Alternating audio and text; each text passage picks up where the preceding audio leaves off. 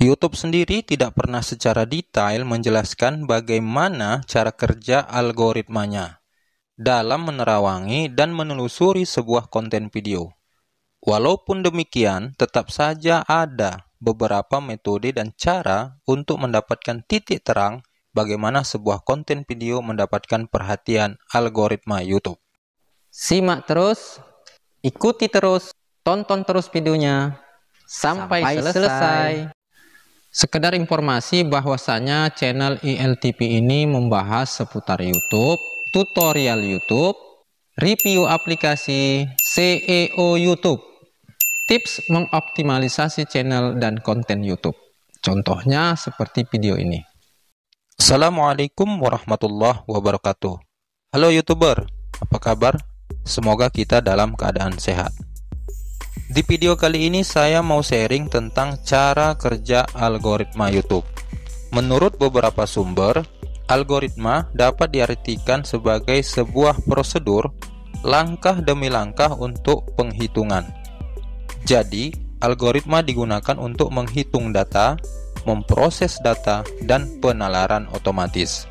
Sedangkan algoritma YouTube adalah cara perhitungan situs yang mendistribusikan sebuah konten video. Tujuannya untuk membantu pengguna menemukan video sesuai selera mereka. Berkenaan tentang bagaimana cara kerja YouTube memposisikan konten video kita, kemudian bagaimana YouTube menyaring dan mengelompokkan kategori sebuah konten video untuk direkomendasikan, serta bagaimana YouTube menempatkan posisi konten teratas 1-10 besar dengan persaingan yang cukup ketat, jawabannya secret.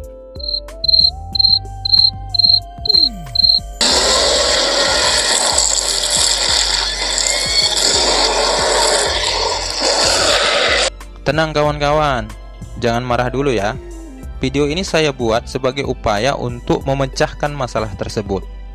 Saya sudah banyak membaca artikel tentang cara kerja algoritma YouTube. Saya juga sudah lelah menonton video yang menjelaskan tentang hal itu. Dan pada akhirnya saya bisa menyimpulkan, pertama, YouTube itu ibarat konsumen. Jika kawan-kawan ingin membeli suatu produk tertentu, maka sebelum membelinya, saya yakin kawan-kawan akan mempertimbangkan beberapa hal. Yang pertama, mencari toko produk itu. Yang kedua, mencari toko produk yang khusus menjual barang yang kawan-kawan cari.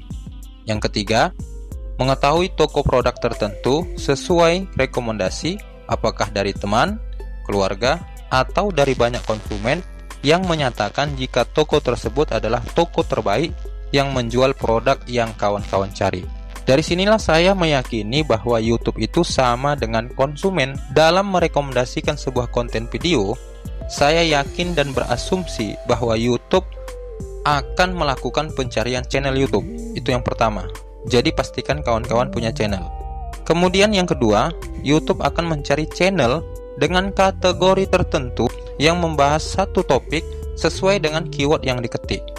Contohnya misalnya, jika kawan-kawan mengetikkan cara memasak, maka algoritma YouTube akan mencari channel-channel yang khusus membahas tentang memasak. Kalaupun ada channel-channel yang tidak khusus membahas itu dan masuk dalam sistem pencarian algoritma YouTube, maka bisa dipastikan channelnya sudah terkenal atau populer. Yang ketiga, memposisikan sebuah konten video berdasarkan keyword melalui jumlah jam tayang dan banyaknya viewer. Coba kita buktikan. Ketika keyword cara menjadi YouTuber dituliskan, maka jumlah viewer menentukan posisi sebuah konten. Mari kita lihat.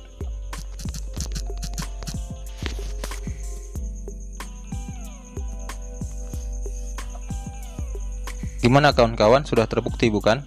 Jadi kalau seandainya konten video kita mau di posisi teratas, upayakan viewer kita banyak. Yang kedua, judul, deskripsi, dan tag sebuah konten video. Kawan-kawan mau beli sepeda.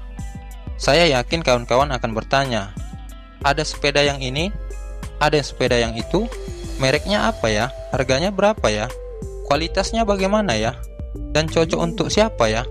Ini adalah rentetan atau langkah agar ketika sepeda yang sudah kawan-kawan beli tidak akan mengecewakan. Jadi terkait dengan hal itu, maka judul, deskripsi, dan tag adalah satu kesatuan yang harus sepadan dan selaras. Dan ini sudah banyak dijelaskan oleh master-master YouTube.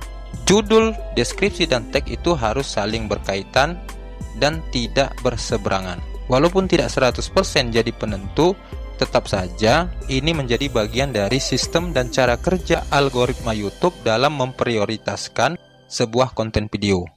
Jadi, judul, deskripsi, dan tag dalam sebuah konten video harus diselaraskan.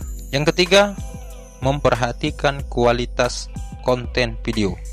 Ini yang tersulit bagi saya. Untuk mendapatkan banyak subscriber, mendapatkan banyak viewer, tugas terpenting adalah membuat penonton betah dan senang dengan sajian kita.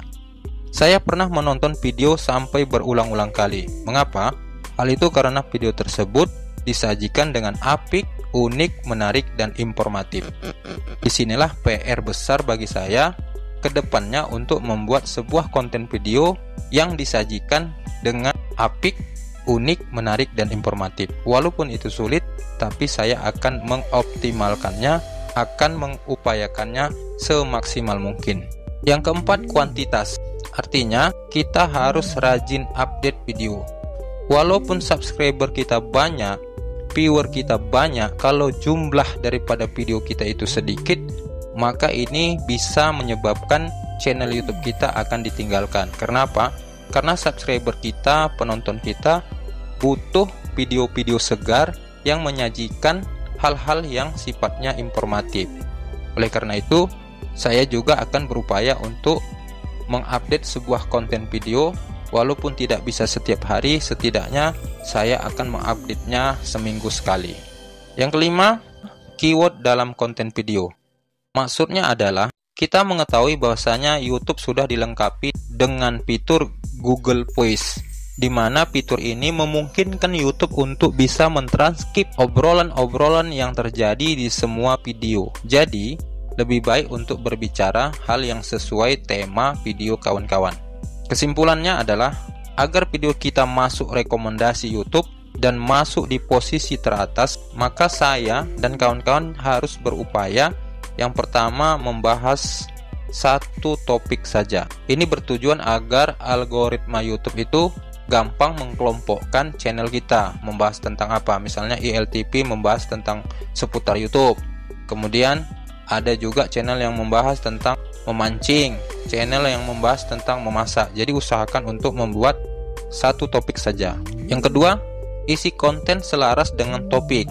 Kalau kita membuat channel dikhususkan untuk tutorial YouTube, maka isi kontennya juga harus berkaitan dengan itu. Yang ketiga, membuat video yang berkualitas. Walaupun ini sulit, tapi kita harus berupaya. Yang keempat, rajin update.